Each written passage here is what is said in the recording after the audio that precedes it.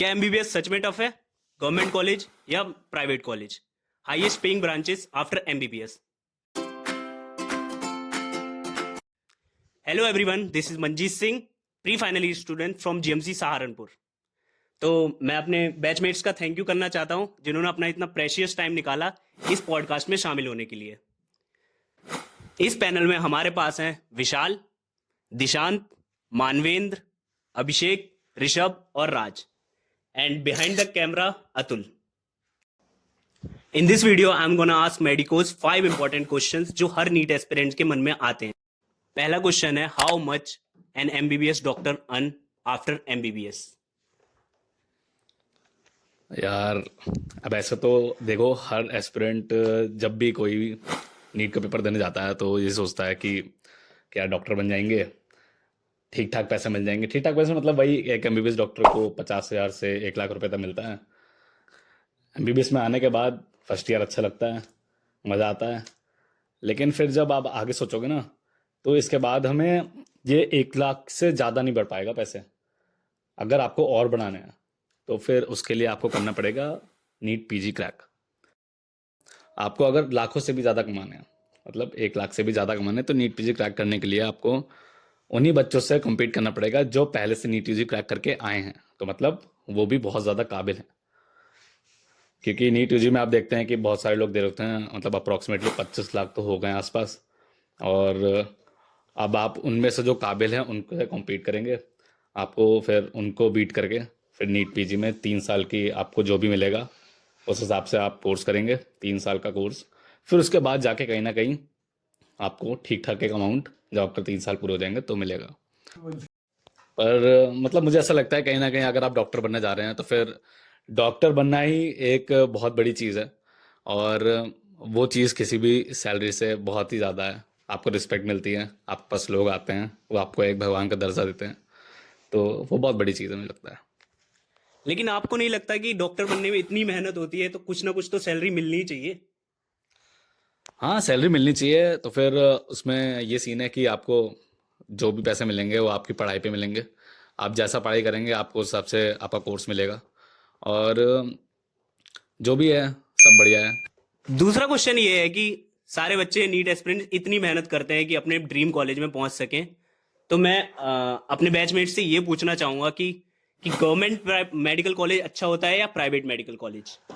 जैसे कि हम सब तैयारी करते ही हैं और लगता है कि एक समय पे नीट 2 चीजों में डिवाइड हो गया है। एक जनता गवर्नमेंट की तरफ रश कर रही है, एक जनता प्राइवेट की तरफ रश नहीं, लेकिन अल्टीमेटली ये माना गया है कि गवर्नमेंट डॉक्टर की सीट नीट के थ्रू मिलती है, वो टॉप रैंकर्स को मिल जाती है, फिर उसके बाद प्राइवेट्स ओपन होते हैं। बट मेरे हिसाब से it's a very quite interesting topic अगर डिस्कस करने पे आए। और मैंने देखा है मेजरली 3 चीजें इसमें बहुत रोल प्ले करती हैं। सबसे पहले तो इंपॉर्टेंट ये है कि फीस स्ट्रक्चर की बात बताऊं तो कहीं ना कहीं आप कोई भी एवरेज गवर्नमेंट मेडिकल कॉलेज की फीस पूरे इंडिया में लमसम 30,000 पर एनम से ज्यादा नहीं होगी। वही आप लगा लीजिए 5 साल 30,000, 1.5 लाख ये हो गया, बाकी आपकी लाइवलीहुड, तो आप 5 लाख में आराम से एमबीबीएस कर लोगे।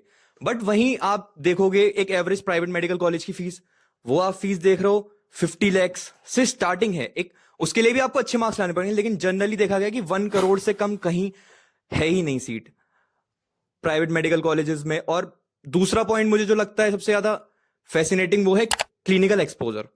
यहां कहीं ना कहीं गवर्नमेंट मेडिकल कॉलेज का ज्यादा बोलबाला है, क्योंकि आपको पता है कि गवर्नमेंट लोगों की है, हम गवर्नमेंट के पैसों पे पढ़ते हैं, तो हम भी लोगों के लिए ही एक उनका इलाज करेंगे जो गरीब हैं, जो एक तबका बहुत ज्यादा इंडिया में जैसे आप देखते हो इतना गरीब तबका है, उनके लिए ही डॉक्टर बन रहे हैं गवर्नमेंट में पढ़कर। तो वो चीज हमें ज्यादा अच्छा एक्सपोजर मिलेगा, क्योंकि यहाँ पे आते हैं बहुत सारे लोग रेदर देन एक प्राइवेट मेडिकल कॉलेज है। बट मेरा कंपैरिजन ये नहीं है कि मैं एम से कंपेयर कर रहा हूं या बहुत बड़े प्राइवेट मेडिकल कॉलेज से कंपेयर कर रहा हूं। मेन यही है कि एवरेज, हम जैसे एवरेज मेडिकल कॉलेज से एवरेज प्राइवेट मेडिकल कॉलेज, तो यहां पॉइंट जो है वो कहीं ना कहीं जाता है इसको गवर्नमेंट मेडिकल कॉलेज को। और तीसरा पॉइंट, एक फैसिनेटिंग वर्ल्ड भी है कॉलेज लाइफ, कहीं ना कहीं हमें भूलना नहीं है। तो हम कैसे इंफ्रास्ट्रक्चर में रह रहे हैं ये भी तो बहुत इंपॉर्टेंट है। इंफ्रास्ट्रक्चर में ये पॉइंट आपको बताइए, पब्लिक जो मॉडल्स होते हैं जैसे गवर्नमेंट के मॉडल हैं उसमें तो कहीं ना कहीं हमें कंजेस्टेड जगह में रहना पड़ता है, हॉस्टल्स ऐसे होते हैं, लेकिन प्राइवेट में सीरियसली देखा जाए इंफ्रास्ट्रक्चर, मेस, लाइब्रेरीज, अलग अलग तरीके से स्टूडेंट्स को वहां पे एक्स्ट्रा करिकुलर एक्टिविटीज में भी डाला जाता है, बट यहाँ पे गवर्नमेंट में वो चीज कम है। बट स्टिल देखा जाए आजकल के गवर्नमेंट मेडिकल कॉलेजेस भी ध्यान दे रहे हैं चीजों को लेकर, और आगे भी इस चीज को लेकर वर्क करा जाएगा। और मुझे जितना लगता है वो यही है कि हर कोई ट्राई तो वैसे गवर्नमेंट के लिए ही करता है, ये तो सेकेंडरी ऑप्शन ही है प्राइवेट, बट स्टिल जब देखा जाए एक टॉप कॉलेजेस का, जैसे मैंने देखा है प्राइवेट में सेंट साउथ में कुछ कॉलेजेस हैं जो बहुत बहुत अच्छे हैं, वहां लोग जाते हैं, पर्पसली जाते हैं, भले ही उनका नीट गवर्नमेंट निकल रहा हो। तो वैसे तो स्ट्रक्चर नहीं है, बट स्टिल यहां मैं बताऊं तो गवर्नमेंट कॉलेजेस अच्छे हैं रेदर देन प्राइवेट के। Very well explain by Manvendra. अब नंबर 3 क्वेश्चन, थर्ड क्वेश्चन जो है मेरा निशान से है कि एमबीबीएस ज्यादा टफ है या नीट? ये क्वेश्चन हमेशा मेरे भी दिमाग में आता था कि नीट ज्यादा टफ है या एमबीबीएस ज्यादा टफ है, लेकिन अकॉर्डिंग टू मी, मैं सच बताऊं तो मुझे लगता है कि जितना हम नीट के 2 सालों में करते हैं, जितनी पढ़ाई करते हैं, वो सब उससे कई गुना ज्यादा हम नीट उसके एमबीबीएस के फर्स्ट ईयर में ही कर लेते हैं। और ये हसल, ये पढ़ाई ईयर वाइज बढ़ती रहती है। और आपको ये भी पता होगा कि एंजाइटी वगैरह तो सबको होती है, खैर, लेकिन हम जब एमबीबीएस में एडमिशन लेते हैं, फर्स्ट ईयर होता है हमारा, फर्स्ट प्रॉफ होता है, तो एंजाइटी, प्रेशर, पढ़ाई, आप ये सोच लिए कि नीट के लेवल से 3-4 गुना और बढ़ जाती हैं। तो बहुत हार्ड चीजें होती हैं, काफी फैमिली प्रेशर होता है और पीयर प्रेशर भी होता है, लेकिन उस सब के बावजूद झेलते हुए आपको सबको आगे जाना होगा। तो एमबीबीएस तो होता ही है tough, needs. Very well explained by Dishan. That will help NEET aspirants and future medicos in their learning. तो फोर्थ क्वेश्चन ये है कि list of top branches after MBBS जो कि सबसे हाईएस्ट पेइंग है, जिसका आंसर देंगे ऋषभ। इन माई ओपिनियन मैं ये कहना चाहूंगा कि एक ये वाला क्वेश्चन हमेशा एक मेडिको या नीट एस्पिरेंट होगा या जो नॉन पीजीजीआर्स होते हैं इनके मन में हमेशा आता है कि एक अच्छी ब्रांच मिलना क्या इतना ज्यादा जरूरी है। तो मेरे हिसाब से, मेरे हर किसी के पॉइंट ऑफ व्यू से देखा जाए तो ये आंसर सच में बहुत जरूरी है। क्यों? क्योंकि जब इंसान नीट यूजी करके निकल रहा है, वो एमबीबीएस कर चुका है, तो उसके मन में ये रहता है कि अब मुझे फाइनेंशियली भी स्टेबल रहना है और मेंटली भी स्टेबल रहना है। और इसके लिए मेरा आंसर हमेशा ये रहेगा कि हाँ, हाईएस्ट पेइंग जो पीजीज करियर्स होते हैं वो ज्यादा इंपॉर्टेंट है। और उसमें मेरे ओपिनियन में और डर्मेटोलॉजी हो गई है, ऑर्थोपेडिक्स हो गया है, और सर्जरी हो गया है, न्यूरोलॉजिस्ट हो गया या कार्डियोलॉजी हो गई है, ये वो ब्रांचेज हैं जो ज्यादातर महंगे इक्विपमेंट्स मांगती हैं। नर्सिंग स्टाफ भी महंगा रहता है क्योंकि उनको उस हिसाब से पेशेंट्स को डील भी करना है।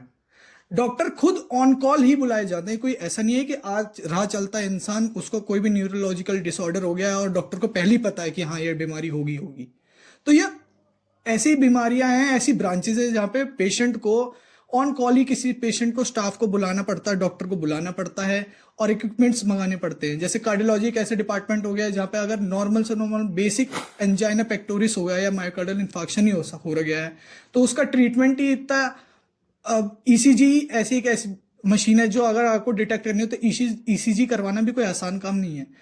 और न्यूरोलॉजिकल हो गया है कि अगर ब्रेन ही डैमेज हो गया कि आपके बॉडी के नॉर्मल फंक्शन ही अगर नहीं कर पाओगे आप, तो फिर ब्रेन का फायदा क्या है। डर्मेटोलॉजी, स्किन हो गया है, स्किन की सबसे अगर बोला जाए, मैं अपने पॉइंट ऑफ व्यू में ये बोलूँ तो डर्मेटोलॉजी एक ऐसी ब्रांच है जहाँ पे आपको महंगे महंगे डर्मेटोलॉजिकल प्रोडक्ट्स लगाने ही पड़ेंगे, दवाइयाँ खानी ही पड़ेंगी, वरना इस ब्रांच को हम हाईएस्ट पेइंग बोलेंगे ही क्यों। फिर ऑर्थोपेडिक्स हो गई है कि आपकी हड्डियों को लेके आपके डिसलोकेशन ऑफ बोन हो गया, टू फ्रैक्चर हो गया, ये सारी चीजें हाईएस्ट पेइंग जॉब में ही आती हैं। और ये कंसिडर ऐसा ही करा जाता है कि अगर इसमें इन ब्रांचेस में भी कंपटीशन बढ़ता जाएगा तो फिर नॉन क्लिनिकल सब्जेक्ट्स को क्या कंसिडर करेंगे हम। और एट लास्ट मैं ये बोलूंगा कि हाँ, हाईएस्ट पेइंग जॉब जरूरी होती हैं। As explain by Rishabh, cardiology, dermatology, orthopedics, radiology, ये सब हाईएस्ट पेइंग ब्रांचेस तो हैं, लेकिन मेरा मानना ये है कि हम सब इस चीज से अग्री करेंगे कि हमारा पर्सनल इंटरेस्ट, लोगों का किसी का नॉन क्लिनिकल सब्जेक्ट्स में इंटरेस्ट होता है, किसी का क्लिनिकल सब्जेक्ट्स में इंटरेस्ट होता है, और ऐसा नहीं कि इन ब्रांचेस में ही पैसे हैं, दूसरी ब्रांचेस में भी इक्वली पैसा है, और वो डिपेंड करेगा आपकी स्किल्स पे, आपकी नॉलेज पे। तो सारी ब्रांचेस अपनी अपनी जगह बहुत ही अच्छी होती हैं, ऐसा नहीं है कि केवल इन्हीं ब्रांचेस में सबसे ज्यादा पैसा है। 5th नंबर पे मैं आपको ये बताना चाहूंगा how to become a good doctor. To become a good doctor, जिसके 2 कंपोनेंट होते हैं, good student and good doctor, जो नो डाउट एक्सपीरियंस से ही आता है। तो एमबीबीएस में एक बहुत फेमस सेइंग है, what your brain doesn't know your eyes doesn't see. So reading is the only solution. And last but not the least, NEET exam को केवल 2 महीने बचे हैं, तो मैं अपने बैचमेट से ये पूछना चाहूंगा कि आने वाले नीट एस्पिरेंट्स पे आप लोगों की क्या राय है। जैसे अभी 2 महीने बचे हैं, इस टाइम सबसे ज़्यादा क्या हो सकता है, एनसीईआरटी की रीडिंग, और बहुत ज़्यादा क्वेश्चन सॉल्व करने पड़ेंगे इस टाइम। अच्छी अच्छी बुक ले लो, क्वेश्चन जिसमें ढेर सारे हो लगाओ और आ जाओ नीट में। जैसे मेरे भाई राज ने बोला ये कि जितने ज़्यादा क्वेश्चन सॉल्व करोगे उतना अच्छा होगा। और कई बार ऐसा होता है कि आप रीडिंग कर रहे हो, आपको टॉपिक उस समय से समझ नहीं आ रहा है, लेकिन जब आप क्वेश्चन सॉल्व करोगे तो आपको वो टॉपिक्स ग्रैब होंगे, और जितना आप क्वेश्चन, वही वाली बातें, जितने सॉल्व करते रहोगे उतना आपका दिमाग चलता रहेगा और आप वहां पे भी अच्छा परफॉर्म कर पाओगे। अब ये लास्ट टाइम है, बहुत क्रूशियल टाइम चल रहा है, तो हमने जो पढ़ना था सब पढ़ लिया है। अब हम जितने से जितने ज़्यादा मॉक टेस्ट लगा सकते हैं उतने ज़्यादा मॉक टेस्ट लगाएं और क्वेश्चन सॉल्व करें। और हाँ, एक बहुत इंपॉर्टेंट चीज़ है कि अपनी डाइट का बहुत ख्याल रखना है। ये लास्ट टाइम में अगर किसी की भी थोड़ा सा भी तबीयत खराब होती है तो फिर ये समझ लीजिए आप 10 से 15 दिन चले जाते हैं। तो इसलिए बैलेंस डाइट रखें और जितने जितने हो सके मॉक टेस्ट लगाएं। All the best. मेरे हिसाब से मैं उन्हें ज्यादा बताना चाहूंगा जिन्होंने एक बार सिलेबस कर लिया है, क्योंकि सही में बताऊं 2 महीने रह गए। अब जिन्होंने नहीं करा उनका तो थोड़ा मुश्किल है ट्रेंड देखते हो, लेकिन जिनका हो गया एक बार, वो अपना आराम से एक ही कट टू द पॉइंट बोलूंगा, 50 क्वेश्चन डेली फिजिक्स के, 50 केमिस्ट्री के और 100 बायो के। आप इतना अगर करोगे कंटिन्यूसली 50-60 दिन तक, then you will see a tremendous growth in your result. Thank you and all the best. यार मैं तो बोलना चाहूँगा कि पहले तो ये जो डिस्ट्रैक्शंस है ना, जैसे तुम्हारा फ़ोन हो गया, टीवी हो गया, लोंडो के साथ घूमना, आवारागर्दी, बस सोशल मीडिया से दूर रहो और थोड़ा सा पढ़ाई पे कंसंट्रेट करो। 2 महीने की बात है, 2 महीने में कुछ नहीं आ रहा, 2 महीने के बाद फिर मौज ही मौज है। अच्छा लगेगा तुम्हें भी, यहाँ पे आओ, साथ में मिलेंगे, साथ में बैठेंगे।